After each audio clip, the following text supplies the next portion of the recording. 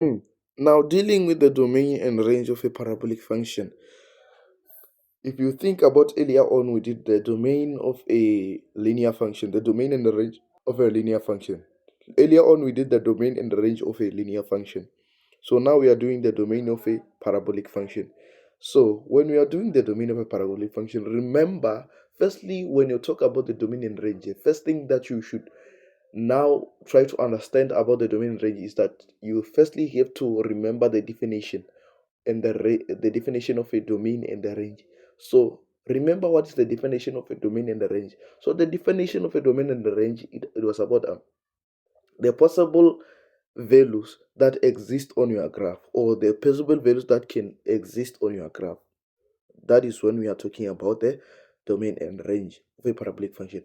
Okay, now when we are doing this, remember what is the domain? Domain, it is all set of possible input values that can exist on your graph. It is the set of possible input values that can exist on your graph. And the range, it is the set of possible output values that can exist on your graph. Okay, continuity.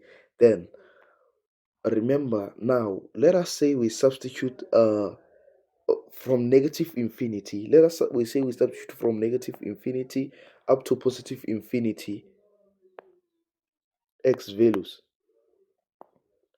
Let us substitute from negative infinity to positive infinity. Now you see that your graph is continuing from negative infinity to positive infinity. If you see your graph is going to continue from negative infinity up to positive infinity here. So when you see the strokes here, these lines, these arrows, they mean that your graph is continuing. Your graph is continuing. So if you continue to substitute any x value and put it, that you'll still get the output value. If you substitute any x value, you will always get an output value. This is what happens. Now consider your graph. When you consider your graph starts here. Your graph starts here. This way your graph starts. Now when you consider your graph, it means that from here your graph exists. Your graph exists until up there. But down here you can see that there is no graph here. There is no way your graph can exist. Down here, there is no way your graph can exist. As you see, there is no way your graph can exist.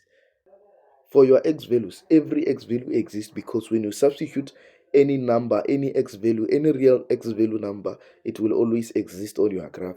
But starting from here, from this point where p,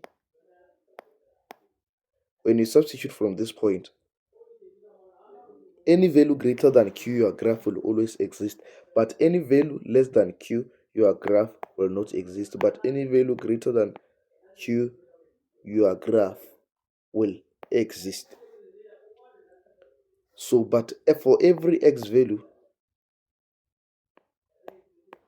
we say x is an element of real numbers. So for every x value here, for every x value, your graph will be produced. Your graph produces a function. For every x value, your graph will produce a function. So this is how you write your domain and range. So for your domain and range, for your domain is going to be x. It's an element of real numbers. This domain, by the way, this domain and this is a range. For range, it means that y is greater than q. So whatever your q is here, it means that you put it here, and this is how you write your range. Therefore, you are done.